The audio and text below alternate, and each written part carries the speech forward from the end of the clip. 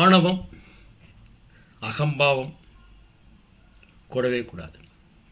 எவ்வளவு பணிவாக இருக்கிறோமோ அவ்வளோக்கு அவ்வளோ காரியம் நடக்கும். இந்திரனுக்கு என்ன நடந்ததுன்னு பார்க்கலாமா? திருப்பனந்தாள் கதைக்குள்ள போகலாம். ராதே கிருஷ்ண ராதே கிருஷ்ண ராதே கிருஷ்ண. ஒரு தரம் ஏதோ ஒரு டயத்தில் துர்வாச மகரிஷி பூஜை பண்ணிட்டுருக்கார், தியானம் பண்ணிட்டுருக்கார், தன்னிலை மறந்து தியானம் பண்ணிட்டுருக்கார். அப்போ அந்த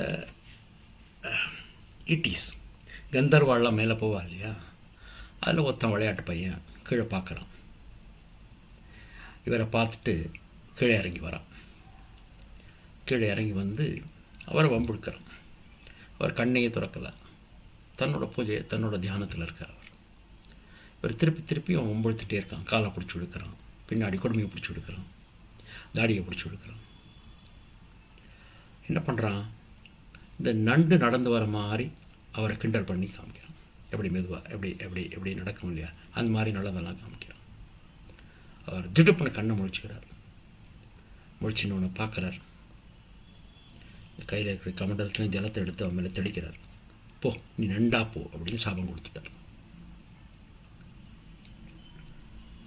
அப்போ தான் அவனுக்கு தெரியாது நம்ம தப்பு பண்ணிட்டோம் அப்படின்னு.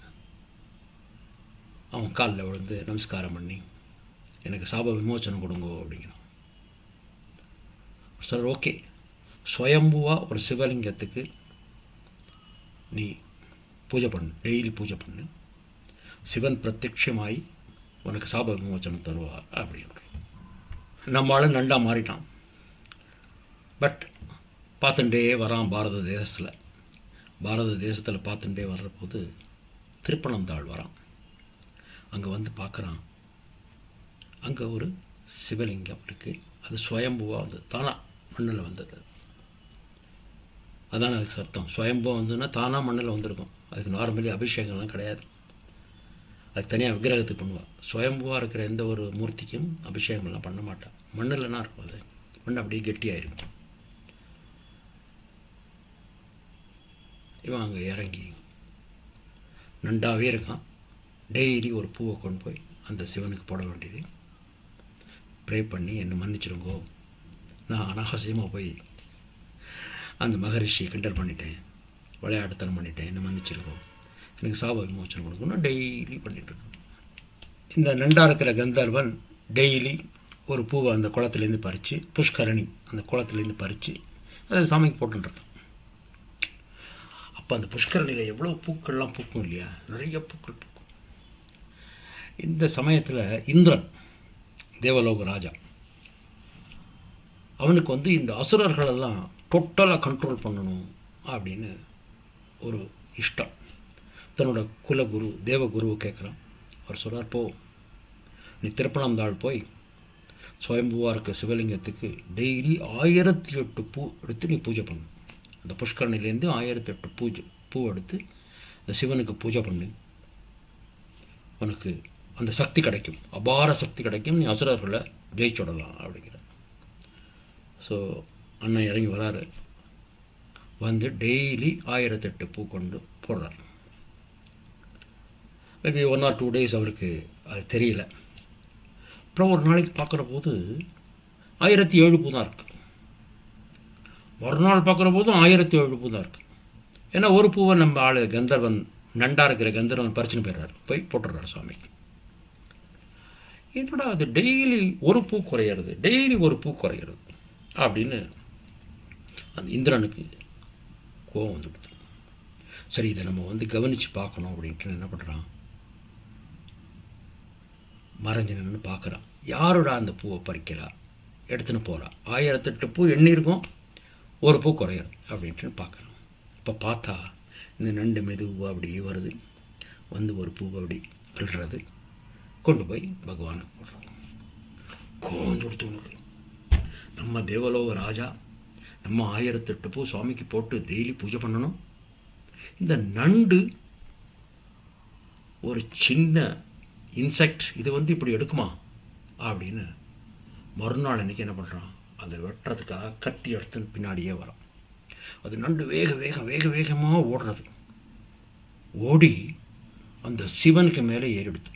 அந்த நண்டு பூவை கொண்டு போய் சாமிக்கு போட்டு கொடுத்து சிவனுக்கு மேலே ஏறிடுத்து. அந்த நண்டு மேலே அப்படியே ஏறி ஏறி சிவனுக்கு மேலே வந்துடுது. அந்த போர்ஷனுக்கு என்ன பேர்? அந்த போர்ஷன் சிவலிங்கத்துக்கு பேர் பாணம்னு பேர். பாணம் அப்படின்னு பேர். அதில் மேலே ஏறுற போது நம்ம ஆள் ஹீரோ அதை போய் அகங்காரம் ஆணவத்தில் போய் அதை வெட்டுறான். எதை? நண்டை வெட்ட போகிறான். அப்போ சிவன் என்ன பண்ணுறார்? தன்னோட தலையில் அப்படி இருக்குமே அதில் ஒரு ஓட்டை பண்ணுறார். ஓட்டை பண்ணோன்னே நண்டு அதுக்குள்ளே போயிடுது. நண்டு அதுக்குள்ளே போனோன்னே அப்படி மூடி கொடுத்தது. இவன் போட்டான் ஒரு அடி. போட்டோன்னே அதில் ஒரு கரைப்பட்டு ரத்தம் வருது. ரத்தம் வந்த உடனே நின்றுட்டான். தான் பண்ணின தப்பு அவனுக்கு தெரிஞ்சுடுத்து. தன்னோட மமதை, அகங்காரம், ஆணவம் எல்லாம் அவனுக்கு தெரிஞ்சுடுத்து. பகவானே என்னை மன்னிச்சிரு அப்படிங்கிறான். பிரத்யட்சமாறார் பகவான். பனிஷ்மெண்ட், உன்னோட ஆணவம் தான் உனக்கு எடுத்துடுத்து அப்படிங்கிறார். அந்த கந்தர்வனுக்கு பிரத்யட்சமாகி நண்டா இருந்த கந்தர்வன் மாறிட்டான். கந்தர்வனாக மாறி சாப விமோசனம் ஆகிடுது. இந்திரனுக்கு புத்தி வந்தது. இந்திரன் தவற உணர்ந்துட்டான். மன்னிப்பு கேட்குறான். கடவுள் சொல்கிறார், ஆணவமாக இருக்காத, பணிவாயிரு, உனக்கு வேணுங்கிறது கிடைக்கும் சொல்லி அவன் அனுப்பிச்சுடுறார். கந்தர்வனும் சாப விமோசனம் ஆகி போயிட்டான். அந்த சிவனுக்கு என்ன பேர்? கற்கடம் அப்படின்னா நண்டு. அதனால் நண்டுக்கு சாப விமோசனம் கொடுத்தனால அவர் பேர் கற்கடேஸ்வரர்னு பேர். கடகம் ராசி சொல்கிறோம் இல்லையா, நண்டு, கற்கடகம், கற்கடேஸ்வரர்னு பேர். இதில் என்ன சொல்கிறான்னா, சிவலிங்கத்தின் உச்சியில் ஒரு துவாரம் இருக்குது. ஆடி அமாவாசையும் பூர நட்சத்திரமும் சேர்ந்திருக்கிற நேரத்தில் 21 குடம் காராம்பசுவோட பாலை கொண்டு ராத்திரியில் சிவலிங்கத்துக்கு அபிஷேகம் பண்ணினா அந்த நண்டு வெளியில் வருமா, நமக்கு காட்சி தருமா அப்படின்னு வசிஷ்ட மகாபந்தியத்தில் இருக்கு.